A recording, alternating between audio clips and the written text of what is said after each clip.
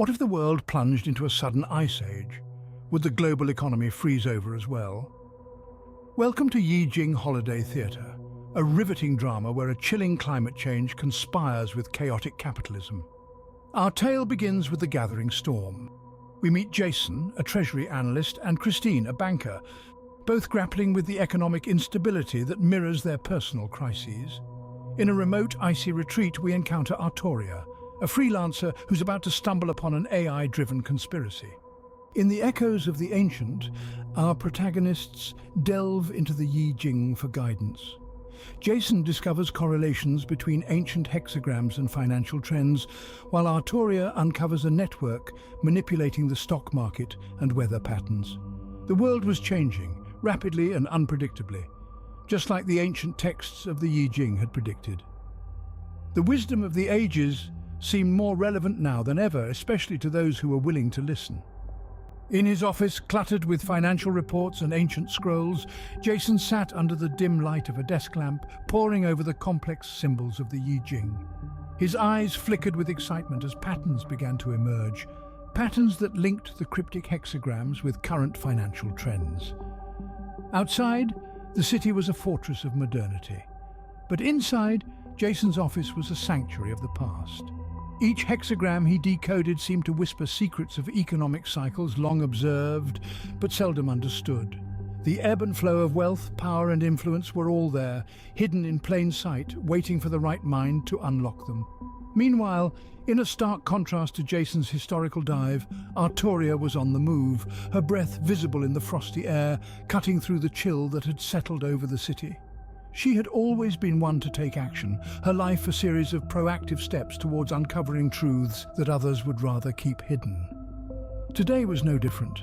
Her latest gig as a freelance investigative journalist had led her to a tip-off about a mysterious group allegedly manipulating the stock market. The deeper she dug, the clearer it became that this was no ordinary scheme.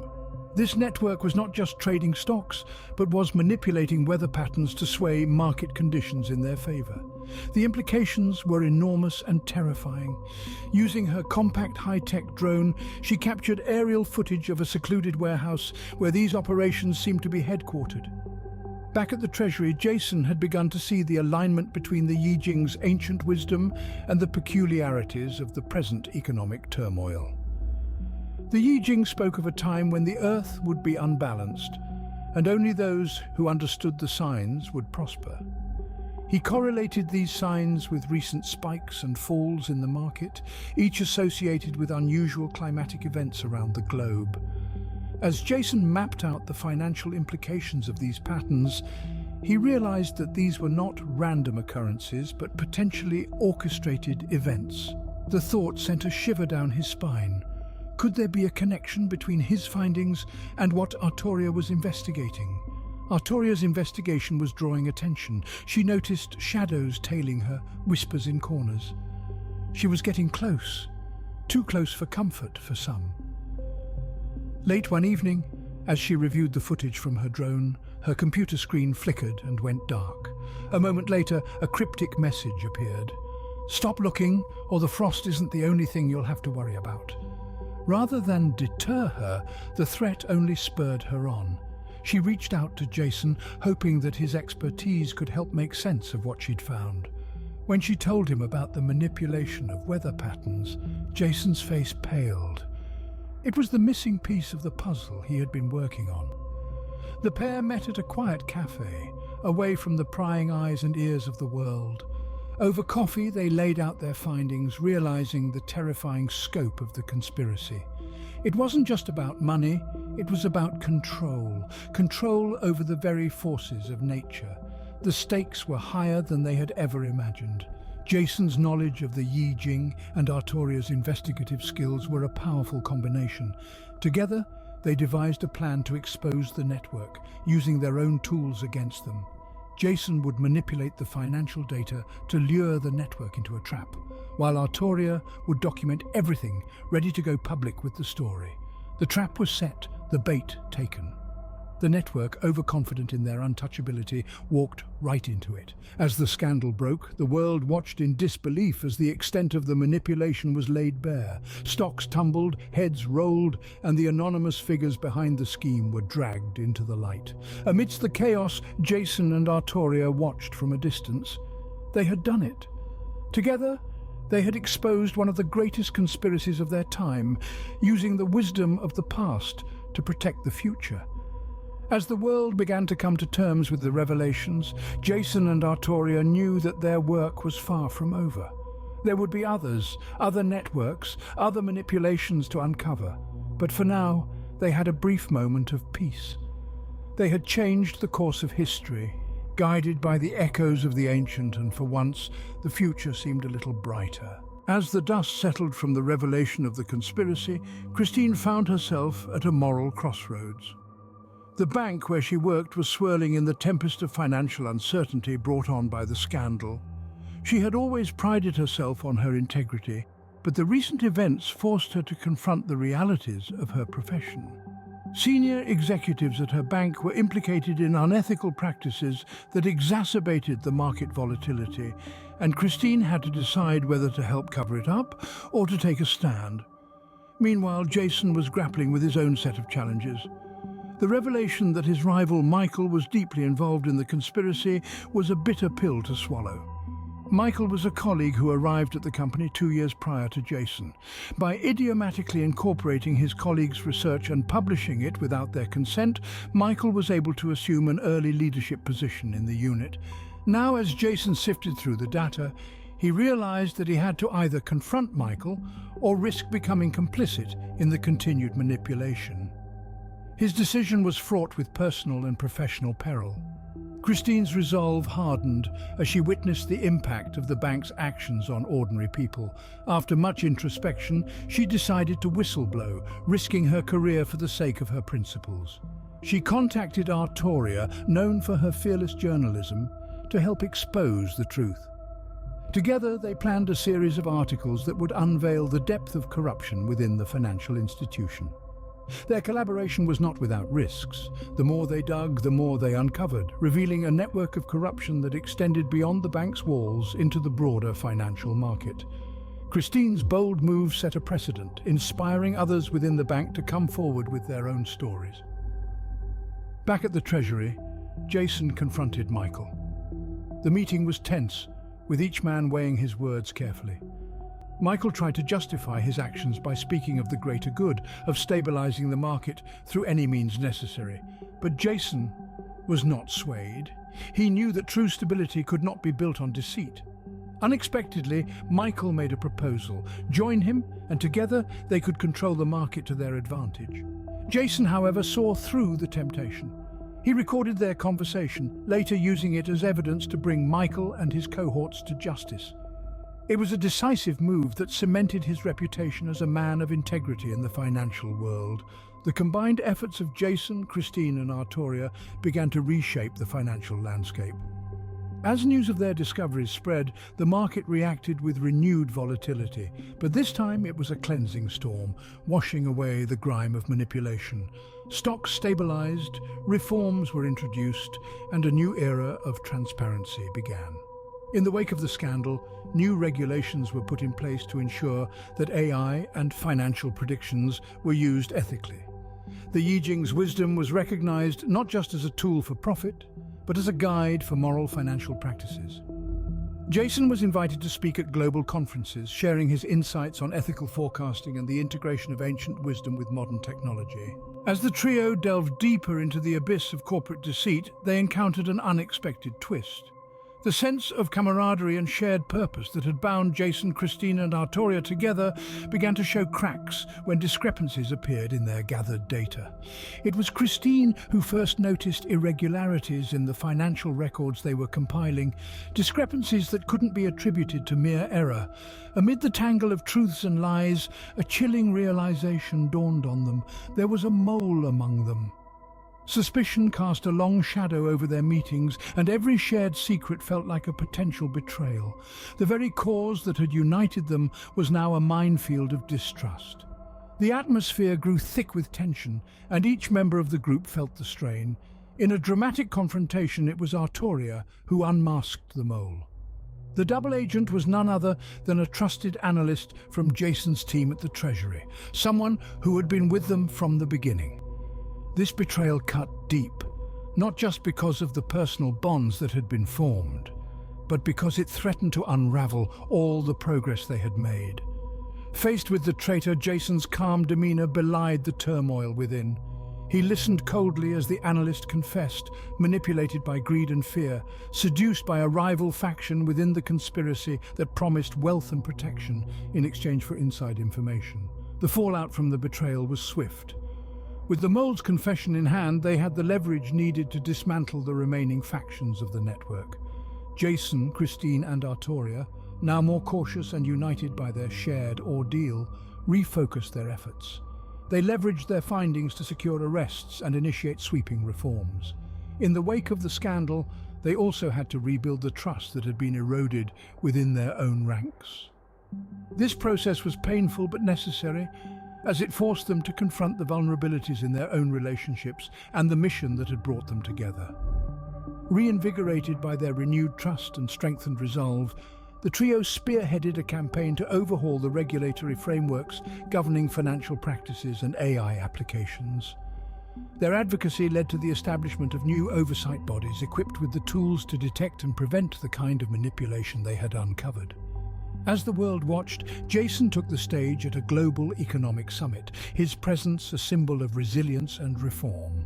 His speech outlined the journey from darkness to light, the lessons learned and the future they envisioned, a future where technology served humanity, guided by the moral compass of ancient wisdom like the Yi-Jing. As the sun dipped below the skyline, casting long shadows across the bustling city, Jason, Christine, and Artoria prepared for the confrontation that would define their futures. With the treacherous network's tendrils unwinding, it was time to face the puppet master behind the chaos. The location was an old, disused warehouse on the outskirts of the city, the same place where Artoria had first uncovered the manipulation of weather patterns. The air was thick with tension, the earlier silence punctuated only by the distant hum of the city. As they entered, the dimly lit interior revealed a figure waiting, Michael, Jason's mentor, the man they had once trusted implicitly. Michael stood calmly, almost regally, as the trio confronted him. His once kind eyes now seemed to mock their disbelief. "You always knew I played the long game, Jason," he said, his voice echoing off the stark walls. "You just never realized which side I was really on." The revelation was a gut punch to Jason, whose respect for Michael had shaped his career. Michael explained how he had orchestrated the manipulation to create a new world order under his control, using AI and the financial markets as tools to accumulate unchecked power. Driven by a mix of betrayal and resolve, Jason stepped forward. He argued passionately about ethics and the true purpose of power, using Michael's own teachings against him. It was a battle of wits and wills, a clash between the desire for control and the quest for justice. Artoria and Christine flanked Jason, presenting evidence they had gathered: financial records, drone footage, and the confessions of the mole. With each piece of evidence laid bare, Michael's facade cracked, revealing the desperation beneath his calm exterior. Realizing that his plan was unraveling, Michael played his final card. He revealed a network of loyalists still embedded within the global financial system, ready to destabilize it should he give the word. It was his insurance policy, meant to deter them from taking him down.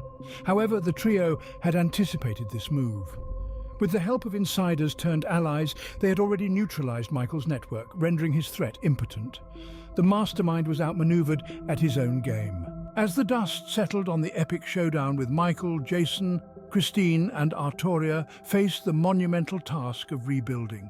The financial systems of the world had been shaken to their core, trust was in tatters, and it was their responsibility to forge a path forward. Their vision was clear: to establish a global financial system that operated transparently and ethically. Under the harsh glare of public scrutiny, and with the world's economies hanging in the balance, they convened a series of international summits. These meetings brought together economists, policymakers, technologists, and philosophers. Each session was intense, fueled by the urgent need to create structures that would prevent the kind of manipulation they had uncovered. As they celebrate their victory, a new, unforeseen economic indicator begins to rise, hinting at future conflicts. Months of hard work culminated in the creation of the Global Financial Oversight Body. This new entity was empowered with the technology to monitor financial transactions in real time, predictive AI tools calibrated with ethical constraints, and most crucially, a council that included members elected by the public to ensure transparency. Jason stood before the newly formed council, delivering a speech that was broadcast globally. He spoke not just about the challenges they had faced, but about the resilience and unity that had emerged. Today we stand at the dawn of a new era, Jason declared, where our financial systems serve the many, not just the few, guided by the enduring wisdom of the Yi-Jing. Christine took charge of implementing robust educational programs designed to teach the next generation of financiers about ethics in economics. She traveled widely, from bustling metropolises to quiet rural classrooms, spreading the message that integrity in finance was the cornerstone of a stable society. Artoria, meanwhile, launched a global media initiative to keep the activities of the GFOB transparent. Her network of investigative journalists worked tirelessly to report on the inner workings of financial institutions around the world, keeping them accountable. However, just as the trio began to feel the stability returning, a new challenge emerged. An unforeseen economic indicator started to rise, an index of economic disparity that had not been recalibrated in the wake of the new reforms. It showed that while the financial markets had stabilized, wealth distribution had become more skewed than ever. This revelation came as a blow to the team's efforts. They realized that while they had reformed the system's structure, they had not addressed the underlying societal inequalities that the old system had perpetuated. Determined to correct this oversight, Jason proposed an ambitious plan to link financial growth with societal benefits directly. This included taxes on automated transactions that would fund universal basic income programs and incentives for companies that actively worked to reduce economic disparity. Christine spearheaded a grassroots campaign to rally public support, while Artoria used her media network to highlight the human stories behind the economic data, bringing a personal touch to the issue that resonated worldwide. The trio's efforts began to bear fruit. Economic indicators slowly started to reflect a more balanced distribution of wealth.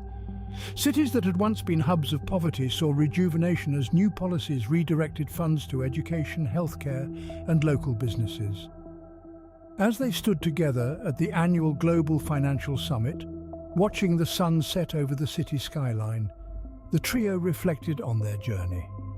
They had transformed not only the financial landscapes, but also the lives of countless individuals across the globe. Frost and Fortune is a unique blend of financial intrigue and personal resilience. It explores the thrilling intersection of ancient wisdom, modern technology, and human values in a world turned ice-cold. The protagonists' journey through economic turbulence and personal trials, all under the shadow of a sudden ice age, makes for a captivating drama. Stay chilled and stay tuned as the frost of the Ice Age meets the fortune of human resilience.